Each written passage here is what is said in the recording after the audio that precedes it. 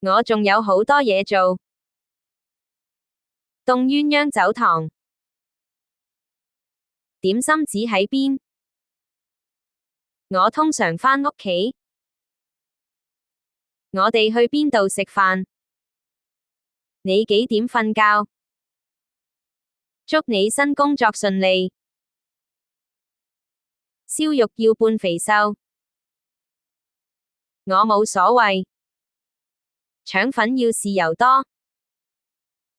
新同事今日返工。你幾點瞓覺？抄書10次當懲罰。今日有幾多樣功課？班主任好惡。